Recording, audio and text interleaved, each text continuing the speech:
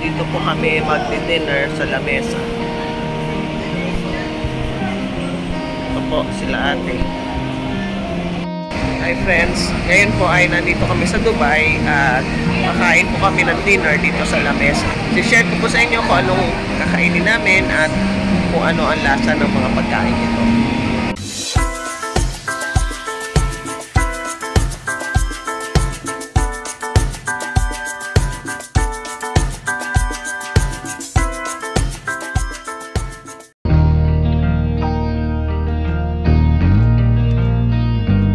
Ito po yung mga pagkain dito.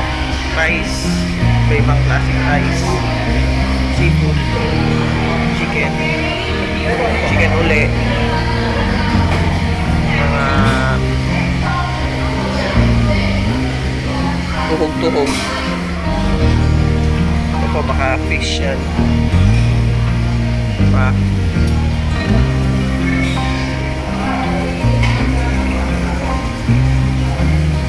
Yung dessert. So ito po yung food ko. Ito po yung ating food. May pansit, may rice sa ilalim, may isda, may chicken, tofu, mixed vegetable. Try po natin.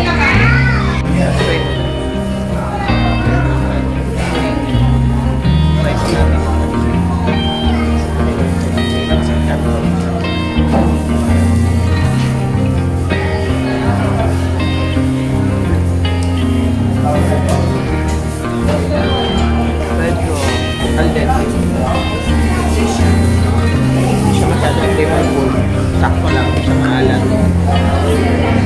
Pag nasa borderline lang na okay naman yan. May lasa rin naman pero hindi ka lakas. Ayaw rin natin po. Matawag po. Sayo naman natin kung dito. Hindi ko alam kung anong mga lupo ko eh.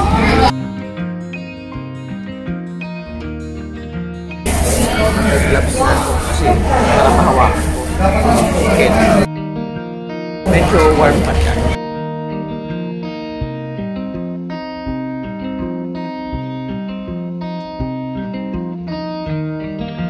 Easy siya. Hindi siya dry.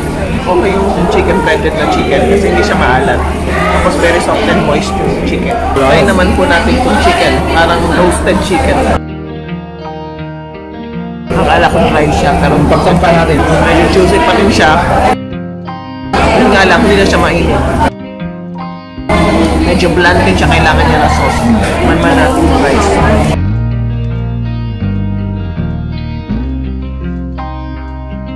Hindi maalat ang mga lumpong nila dito. Actually, medyo bland. Pero okay lang kasi naman maalat. Lagi natin na mix veggies. Medyo crunchy pa yung veggies.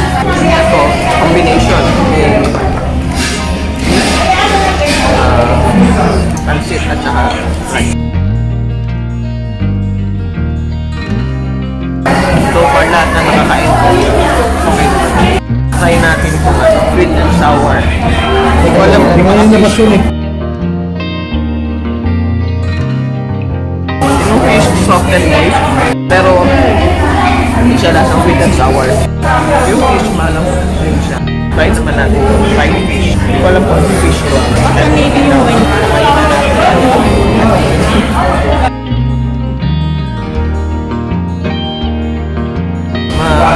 Masarap yung tahi. Hindi rin siya maalat.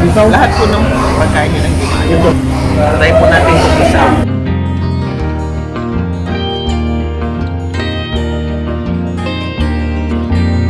Hindi po malutong yung isaw. Medyo malambot pa.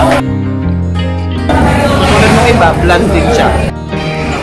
Ito yung naluto kong shabu-shabu. Lalagyan natin ng fish balls.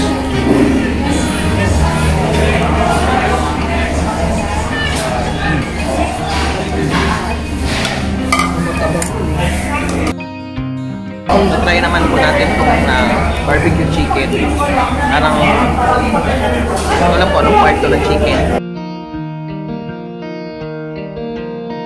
Pero siya ito pa. Hindi rin siya dry. Moist pa rin yung chicken. Medyo sweet and sour.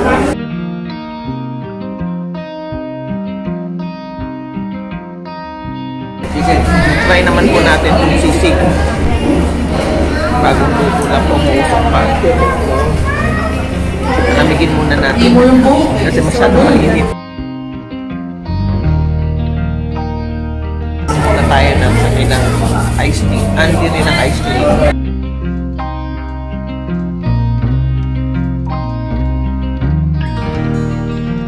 Malalasahan mo naman yung lemon, sugar, at konting.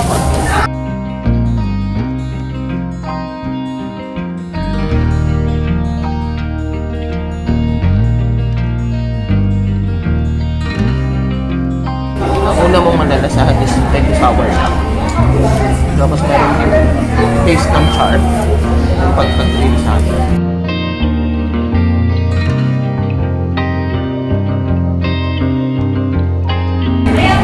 Try po natin itong shabu-shabu. Medyo kapag sa loob.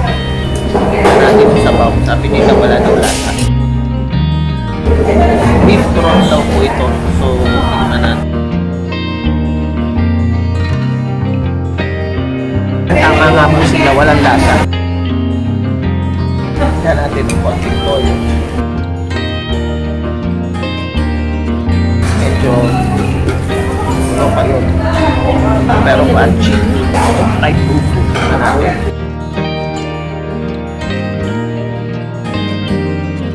Meron vermicelli.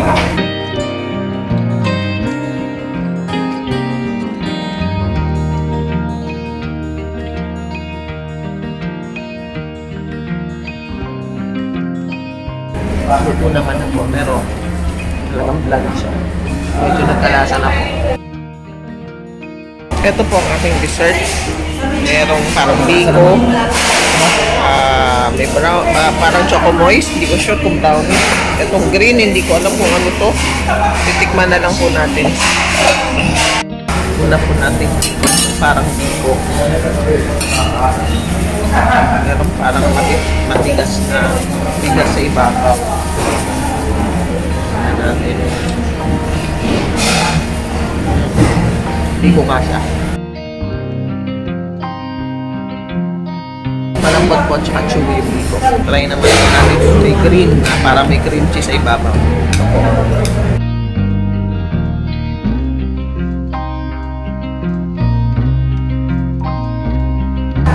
Yung cake po parang malata siya. Tapos ang nagpasarap sa kanya, nagpa-dagdag ng taste sa kanya is yung cream sa ibabaw at saka yung parang chocolate. Ito yun.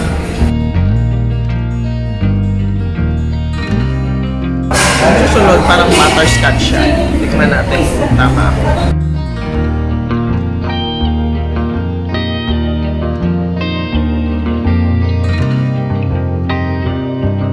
Siguro nga ako butterscotch. Pero palata na naman yung cake. Tikman naman natin kung chocolate na nilagay ito. O yung choco moist. Yun, doon sila bumawi. Masarap yung chocolate moist. So, meron naman po ditong scramble. Titikman natin.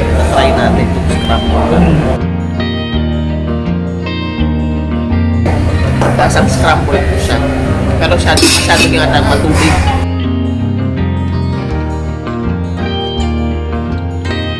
Masarap po ito pag mainit kasi malamig siya. Very refreshing. Pero medyo matamis. Ito po natin itong melon. Matamis.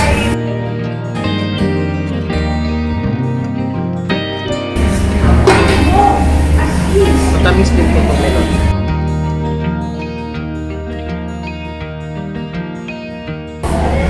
Tanggal ng suya. Try naman po natin next kung ano, hagdan. Gulaman.